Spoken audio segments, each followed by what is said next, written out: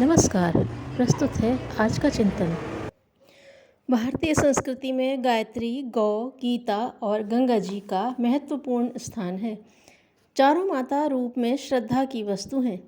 जिस प्रकार माता मनुष्य के लिए सदा कुछ न कुछ उपकार करती रहती है, उसी प्रकार ये चारों मानव जाति का सदा लाभ करने और उसे सन्मार्ग पर प्रतिष्ठित करने वाली माताएं हैं।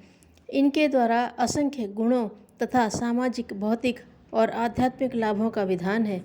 आदर्श हिंदू इन चारों के द्वारा अपनी आत्मा और शरीर को शुद्ध करता है। एक एक माता के गुणों का पृथक पृथक विस्तार से विचार करना चाहिए। गायत्री भारतीय संस्कृति का सनातन एवं अनादि मंत्र है। पुराणों में कहा गया है, सृष्टिकर्ता ब्रह्मा को आकाशवाणी द्वारा गायत्री मंत्र प्राप्त हुआ। इसी की साधना तप करके उन्हें सृष्टि निर्माण की शक्ति प्राप्त हुई थी। गायत्री के 4 चरणों की व्याख्या स्वरूप ही ब्रह्मा जी ने 4 मुखों से वेदों का वर्णन किया। गायत्री को वेद माता कहते हैं। चारों वेद गायत्री की व्याख्या मात्र है। गायत्री के 24 अक्षरों में वेद, शास्त्र, पुराण, स्मृति, उपनिषद आदि की शिक्षाएं दी गई हैं। उनसे मनुष्य व्यक्तिगत, सामाजिक और पारमार्थिक सुख शांति प्राप्त कर सकता है। गीता में भगवान कृष्ण ने कहा है, गायत्री छंदसाम हम, अर्थात गायत्री मंत्र में स्वयं ही हूँ। गायत्री सर्वश्रेष्ठ गायत्री मंत्र है, जिससे उसे आयु, विद्या, संतान प्राप्ति, धन और ब्रह्म तेज प्रदान करने वाली कहा गया है। गायत्री की साधना द्वारा हमारी आत्मा पर जमे हुए मल विक्षेप हट जाते हैं और आत्मा का शुद्ध स्वरूप प्रकट होता है। अनेक रिद्धि सिद्धियां प्रकट होने लगती हैं। गायत्री मंत्र की उपासना आरंभ करते ही मनुष्य के आंतरिक क्षेत्र में आत्मिक बल बढ़ता है, दुर्भाव नष्ट हो जाता है। संयम, नम्रता, उत्साह, स्फूर्ति, श्रमशीलता, मधुरता, ईमानदारी, सत्यनिष्ठा, उदारता, प्रेम, संतोष, शांति, सेवा भाव और आत्मीयता आदि सद्गुणों की मात्रा दिनों दिन बढ़ने लगती है। गायत्री को हमारे यहाँ भूलोक की कामधेनु कहा गया है, क्योंकि यह आत्मा की समस्त क्षुधा पिपासाओं को शांत करती है। गायत्री को सुधा कहा गया है, क्योंकि यह जन्म और मृत्यु के चक्र से छुड़ाकर सच्चा अमृत प्रदान करने की शक्ति से परिपूर्ण है। गायत्री को पारसमणि कहा गया है, क्योंकि उसके स्पर्श से लोहे के समान कलुषित अंतःकरण शुद्ध हो जाता है। गायत्री उपासना से प्रमुखतः आध्यात्मिक उन्नति होती है। यही लाभ प्रमुख है। आत्म कल्याण और सुख शांति की दिशा में अग्रसर होने में गायत्री सहायक है। गौ माता भारतीय संस्कृति की ज्वलंत प्रतीक है। प्राचीन आर्यों ने गाय को मातेव रक्षति, अर्थात यह माता हमारी रक्षा करे, कहा है। पुराण काल में ऐसी गाय की कल्पना की गई है जो हमारी सभी इच्छाओं की पूर्ति करती है।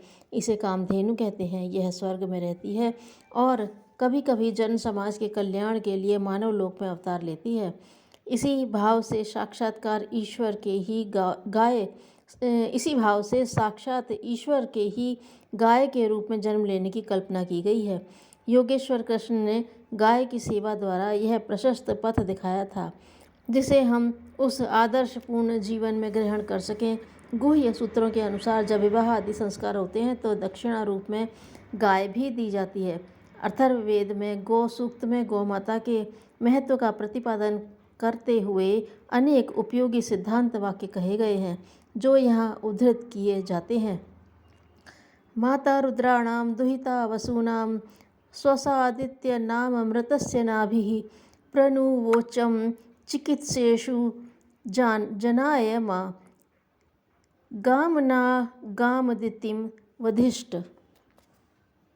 गाय रुद्रों की माता, वसुओं की पुत्री, अदिति पुत्रों की बहन और घृत रूप अमृत का खजाना है। प्रत्येक विचारशील को चाहिए कि गौ का वध न करे। आगे कहा गया है, गौओं ने हमारे यहाँ आकर हमारा कल्याण किया है। वे हमारी गौशाला में सुख से बैठें और उसे सुंदर शब्दों से गुंजा दें। ये विविध रंगों की गौएं अनेक प्रकार के बछड़ों, बछड़ियों, जने और इंद्र के यजन के लिए उषा काल से पहले दूध देने वाली हों। यूयं गावो मेदयथा कृशं चिद क्षीरं चित कृणुथा सुप्रतीकं भद्रं ग्रहं कृणुथ भद्रवाचो वृहद्दो वय उच्यते सभासु। गौ, तुम कृश शरीर वाले व्यक्ति को हृष्ट पुष्ट कर देती हो एवं तेजोहीन को देखने में सुंदर बना देती हो। इतना ही नहीं, तुम अपने मंगलमय शब्दों से हमारे घरों को मंगलमय बना देती हो। इसी से सभाओं में तुम्हारे ही महान यश का गान होता है। गौ के असंख्य लाभ हैं। गोधन की उपयोगिता को हिंदुओं ने समझकर ही उसे इतना ऊंचा स्थान दिया है। भारत जैसे कृषि प्रधान देश के लिए गौपालन और गौरक्षण धर्म है। गोधन का ऊंचा महात्म्य है। गोधन से मानव समाज को जो असंख्य लाभ हैं, उनसे मानव जाति सदैव ऋणी रहेगी। गीता ही हमारे लिए ज्ञान, बुद्धि, कर्मयोग और आत्मिक नैतिक शिक्षा का अक्षय भंडार है।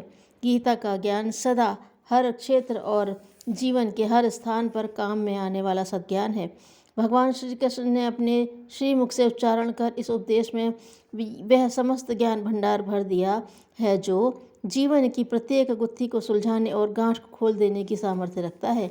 प्रत्येक श्लोक में असंख्य युगों का ज्ञान नवनीत एक ही स्थान पर केंद्रित कर दिया गया है। इसके एक एक श्लोक में वह शक्ति है, वह ज्ञान है, वह विवेक, वह उपदेश, वह नीति धर्म मिलता है जिसके मुकाबले का दूसरा ग्रंथ आज तक किसी देश और किसी भाषा में नहीं लिखा गया है।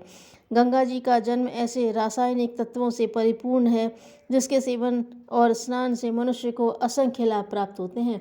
वैदिक ग्रंथों का मत है कि अजीर्ण, पुराना, ज्वर, तपेदिक, पेचिश, दमा, मस्तकशूल आदि रोगों के लिए गंगा जल बहुत ही लाभदायक है।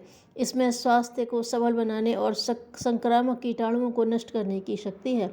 कोढ़ के रोगियों को गंगा किनारे रखने का यही प्रयोजन है कि वहाँ के जलवायु से कुष्ठ रोग अच्छा हो जाता है। प्रयोग करके देखा गया कि गंगा जल के प्रयोग से कोढ़ रुक जाता है।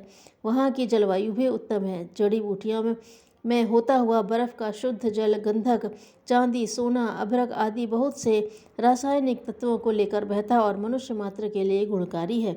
शोधक और रासायनिक तत्वों के कारण गंगा जल मानव मात्र के लिए उपकारी है। गंगा जल की विशेषता और महानता को दृष्टि में रखकर ही इसे हिंदू धर्म में विशेष स्थान दिया गया है।